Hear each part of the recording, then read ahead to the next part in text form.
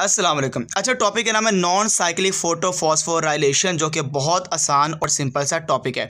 Photophosphorylation का मतलब होता है एटीपी को प्रोड्यूस करवाना, एटीपी को बनाना ड्यूरिंग लाइट रिएक्शन। इसको कहते हैं फोटोफॉस्फोराइलेशन है। नॉन साइक्लिक क्यों कहते हैं ये हम बाद में देखते हैं।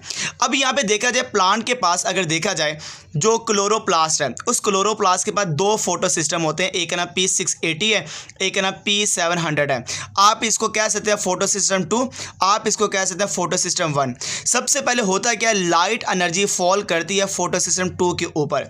जब लाइट एनर्जी पड़ती है तो लाइट एनर्जी आपको पता है फोटोन की फॉर्म में होती है, फोटोन की फॉर्म में। और जब यहाँ पे दो फोटोन यहाँ पे अब्जॉर्ब करता है फोटो सिस्टम 2, तो सबसे पहले ये जो वाटर का मॉलिक्यूल है ये टूट जाता है। जैसे ये टूटेगा, इसके अंदर से दो हाइड्रोजन जो कि प्रोटॉन की फॉर्म में सेपरेट हो जाएंगे, 1/2 ऑक्सीजन सेपरेट हो जाएगा, और इस पानी के अंदर से दो इलेक्ट्रॉन यहाँ से मूव करते हुए आगे चले जाएंगे। अब ये दो इलेक्ट्रॉन कहाँ से मूव करके जाएंगे, एंटीना कॉम्प्लेक्स के पास मौजूद है, और मूव करते करते करते करते इस फोटो सिस्टम के किसके पास चले जाएंगे, रिएक्शन सेंटर के पास। जब ये रिएक्शन सेंटर के पास जाएंगे तो लाइट एनर्जी फॉल कर रही है, और इस लाइट एनर्जी को अब्जॉर्ब करके ये दोनों इलेक्ट्रॉन आगे चले जाते हैं, जिसका नाम है प्राइमरी इलेक्ट्रॉन एक्सेप्टर। मतलब ये दोनों इलेक्ट्रॉन जिसकी एनर्जी हाई हो चुकी है, एक्साइटेड स्टेट पे चला जाएगा, और एक्साइटेड स्टेट पे इसको कौन पकड़ लेगा, प्राइमरी इलेक्ट्रॉन एक्सेप्टर है। ये जो प्राइमरी इलेक्ट्रॉन एक्सेप्टर है ये पकड़ लेगा इन दो इलेक्ट्रॉन को जो एक्साइटेड है, जिनके पास हाई एनर्जी मौजूद है। अब ये दो इलेक्ट्रॉन को गुजरना पड़ेगा यहाँ पे जाने के लिए फोटो सिस्टम 1 के पास, या P700 फोटो सिस्टम के पास। यहाँ पे जाने के लिए इसको इलेक्ट्रॉन ट्रांसपोर्ट चेन से गुजरना पड़ेगा। अब ये कैरियर प्रोटीन है, कैरियर प्रोटीन जो कि इलेक्ट्रॉन को एक से दूसरी जगह, दूसरे से तीसरी जगह आगे ट्रांसफ़र करेंगे। सबसे पहले कैरियर प्रोटीन आती है प्लास्टोक्विनिन, जो इलेक्ट्रॉन को पकड़ती है, कैरी करती है और आगे ट्रांसफ़र कर देती है, जिसका नाम है साइटोक्रोम B6F कॉम्प्लेक्स, जो कि दो हैं, साइटोक्रोम B है और एक साइटोक्रोम F है। ये दोनों का जुर्मट है, क्लस्टर की फॉर्म में होता है, तो हम कहेंगे साइटोक्रोम B और F कॉम्प्लेक्स है। अब इलेक्ट्रॉन यहाँ से आ जाता है इसके पास। प्लास्टोक्विनिन को याद रखना, प्लास्टोक्विनोन के पास आयरन मौजूद होता है, और प्लास्टोक्विनोन क्या है, प्रोटीन है। आगे साइटोक्रोम कॉम्प्लेक्स, ये भी क्या प्रोटीन है, इसके पास भी आयरन होता है। जैसे इलेक्ट्रॉन ऊपर से नीचे आएगा तो यहाँ पे दो काम होंगे जो साइटोक्रोम कॉम्प्लेक्स करेगा। एक तो इलेक्ट्रॉन को कैरी करके आगे भेज देगा, दूसरा प्रोटॉन को पंप करेगा। ये जो प्रोटॉन है इसको पंप करेगा, और इसको पंप करने की वजह से यहाँ पे एनर्जी बनती है ADP से ATP। तो ATP किस जगह पे बनती है, इस पहली इलेक्ट्रॉन ट्रांसपोर्ट चेन, जो कि कौन सा स्टेप है, कितने नंबर पे, जहाँ पे साइटोक्रोम B और F कॉम्प्लेक्स आता है, उस जगह पे किसकी फॉर्मेशन होती है, ATP की। और वो कौन करवाता है, साइटोक्रोम B F कॉम्प्लेक्स करवाता है। ये इलेक्ट्रॉन को कैरी करके आगे भी भेजेगा, और दूसरा काम प्रोटॉन पंप को एक्टिवेट करेगा, और जब प्रोटॉन पंप एक्टिवेट होगा तो ATP की फॉर्मेशन होती है। इस स्टेप को कहते हैं कीमियोस्मोसिस, जो आगे हम डिटेल में बताऊंगा। मैं पहले आगे देख लें, पहले इसको आगे देख लें, फिर बाद में हम कीमियोस्मोसिस के बारे में देखते हैं। अब यही इलेक्ट्रॉन कॉम्प्लेक्स आगे दे देगा अगली प्रोटीन को, जिसका नाम प्लास्टोसायनिन। प्लास्टोसायनिन ये एक ऐसी प्रोटीन है जिसके पास कॉपर होता है। MCQs हैं ये सारे के सारे, इसके पास कॉपर है, और इसी तरह ये कैरी करके आगे इलेक्ट्रॉन को ट्रांसफ़र कर देता है फोटो सिस्टम 1 के पास, जिसको फोटो सिस्टम 700 भी कहा जाता है। जब ये आ जाता है एंटीना कॉम्प्लेक्स के पास, अगेन यहाँ पे लाइट फॉल करती है, दो प्रोटॉन अब्जॉर्ब होते हैं और दो फोटोन अब्जॉर्ब होते हैं। दो फोटोन मतलब कि एनर्जी आने के बाद यही इलेक्ट्रॉन आगे मूव करके चला जाता है रिएक्शन सेंटर की तरफ। जैसे रिएक्शन सेंटर की तरफ जाता है, अब एनर्जी आने के बाद ये अगेन आगे एक्साइटेड स्टेट पे चला जाता है, जिसका नाम है पकड़ने वाला PEA, प्राइमरी इलेक्ट्रॉन एक्सेप्टर। तो मतलब ये हुआ कि फोटो सिस्टम 1 में वही काम हुआ जो पीछे हुआ, कि इलेक्ट्रॉन एनर्जी लेने के बाद रिएक्शन सेंटर, और रिएक्शन सेंटर से एक्साइटेड स्टेट में चला गया। एनर्जी जब ज़्यादा हो जाती है उसको पकड़ लेता है प्राइमरी इलेक्ट्रॉन एक्सेप्टर। अब ये जो इलेक्ट्रॉन है ये दूसरी इलेक्ट्रॉन ट्रांसपोर्ट चेन से मूव करेगा। एक पीछे इलेक्ट्रॉन ट्रांसपोर्ट चेन आई थी, अब आगे इलेक्ट्रॉन ट्रांसपोर्ट चेन, मतलब इलेक्ट्रॉन को ट्रांसफ़र करने वाली एक चेन आएगी। इसको बनाने के लिए सबसे पहले जो प्रोटीन है उसका नाम फेरिडोक्सिन। फेरेडोक्सिन की ये पहचान है, इसके पास भी आयरन होता है और ये भी कैरियर प्रोटीन है। ये इलेक्ट्रॉन को कैरी करती है और कैरी करने के बाद एक एंजाइम को देती है जिसका नाम है NADP रिडक्टेस। ये एक एंजाइम है, NADP रिडक्टेस को इलेक्ट्रॉन दे देती है। ये इलेक्ट्रॉन यहाँ से आ गया और यहाँ से प्रोटॉन, इलेक्ट्रॉन, प्रोटॉन, NADP, तीन चीज़ें मिल रही हैं भाई, तीन चीज़ें।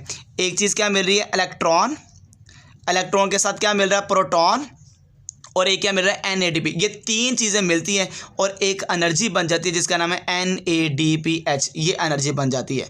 तो दो एनर्जी बनाई है मैंने नॉन साइक्लिक फोटोफॉस्फोराइलेशन के अंदर। एक का नाम NADP है और एक का नाम क्या है, ATP है। तो ये दो एनर्जी बनाई है और आप ये देखें कि यहाँ से इलेक्ट्रॉन आगे मूव करता जा रहा है, वापस नहीं गया, इसलिए इसको कहते हैं नॉन साइक्लिक फोटोफॉस्फोराइलेशन। अगर इलेक्ट्रॉन वापस चला जाता तो इसको साइक्लिक कह देता, अगर इलेक्ट्रॉन वापस नहीं गया तो नॉन साइक्लिक फोटोफॉस्फोराइलेशन है, नॉन साइक्लिक फोटोफॉस्फोराइलेशन है। इसको आप जी स्कीम भी कहते हैं, आप इसको जी स्कीम कह लें, ये देख लें जी बन रहा है, जी स्कीम कह लें या नॉन साइक्लिक फोटोफॉस्फोराइलेशन कह लें, बात एक ही है। अब यहाँ पे हमने देखा फोटो सिस्टम 2 से ये सारा काम स्टार्ट हुआ, फिर इलेक्ट्रॉन BF कॉम्प्लेक्स के पास गया, यहाँ पे स्टेप हुआ, फिर इलेक्ट्रॉन फोटो सिस्टम 1 के पास और आखिरकार कहाँ पे चला गया, NADP रिडक्टेस के पास गया और ये सारा प्रोसेस खत्म हो गया। यहाँ पे मेन काम हुआ जहाँ पे ATP बनी है। मैं आपको बताता हूँ ATP बनी कैसे है, ये आपको ज़रा सा पॉइंट बताने के बाद टॉपिक को ख़त्म करते हैं। अब ये आपके सामने एक मेम्ब्रेन है, जो किसकी मेम्ब्रेन है, आपको नज़र आ रही है, थैलाकोइड की मेम्ब्रेन है, दे आर कॉल्ड थैलाकोइड मेम्ब्रेन है। आपको पता है क्लोरोप्लास्ट की बाहर वाली जगह का नाम क्या था, stroma, they are called stroma. और थैलाकोइड की मेम्ब्रेन के अंदर जो खाली स्पेस होती है इसको कहते हैं inner thylakoid space, they are called inner thylakoid space. ये मेम्ब्रेन आ गई, ये स्ट्रोमा आ गया और इस मेम्ब्रेन के अंदर खाली जगह they are called inner thylakoid space है। स्ट्रोमा से ना अंदर पंप कर दिया जाता है हाइड्रोजन कंसंट्रेशन, मतलब कि हाइड्रोजन को अंदर भेजा जाता है। जब स्ट्रोमा से हाइड्रोजन अंदर जाता है इस स्पेस के अंदर तो बाय लो कंसंट्रेशन हो जाती है हाइड्रोजन, मतलब प्रोटॉन की कंसंट्रेशन क्या होगी, कम होगी। जब अंदर प्रोटॉन जाता रहता है तो अंदर इस स्पेस के अंदर जो प्रोटॉन है, जो H पॉजिटिव है, ये buildup inside thylakoid from light reaction 2। तो लाइट रिएक्शन 2 के अंदर क्या हुआ, अंदर ज़्यादा होना स्टार्ट हो जाते हैं, बिल्डअप ज़्यादा होना स्टार्ट हो गया, हाई कंसंट्रेशन हो गया, ठीक है, हाई कंसंट्रेशन हो गया। जब यहाँ से हाई कंसंट्रेशन हो जाते हैं तो यही इलेक्ट्रॉन दोबारा ये प्रोटॉन है, इलेक्ट्रॉनिक कहना गलती होगी, सॉरी, यही प्रोटॉन वापस दाखिल किए जाते हैं बाहर स्ट्रोमा की तरफ। जब ये स्ट्रोमा की तरफ बाहर जाते हैं उस दौरान एक एंजाइम एक्टिवेट होता है, उसका नाम है ATP सिंथेस, ये एक्टिवेट हो जाता है। जैसे ये बाहर जाता है तो इसकी जो एनर्जी है, ग्रेडियंट्स की एनर्जी, ग्रेडियंट मतलब कि हाई कंसंट्रेशन से लो कंसंट्रेशन की तरफ आ रहा है, तो जैसे ये आएगा तो उस दौरान जो इसकी एनर्जी है वो यूज़ की जाएगी ADP को फॉस्फेट के साथ जोड़ने में और क्या बना दी जाएगी, ATP। मतलब कि एंजाइम, ये जो एंजाइम है ATP सिंथेस, ये एंजाइम कैटालाइज करेगा इस रिएक्शन को और ADP और इनऑर्गेनिक फास्फेट को आपस में मिला के प्रोड्यूस करवा देगा जिसका नाम क्या है, ATP है। तो लो कंसंट्रेशन से हमने पहले हाई कंसंट्रेशन बनाई, जैसे हाई कंसंट्रेशन बन गई दोबारा उसको लो कंसंट्रेशन में जब भेजा तो उस दौरान जब ये एनर्जी इसकी यूज़ की जाएगी उस एनर्जी को हम इस्तेमाल करेंगे ADP से फॉस्फेट को जोड़ने में और ADP के साथ जब फॉस्फेट जुड़ेगा तो क्या बन जाएगा, ATP बन जाएगा।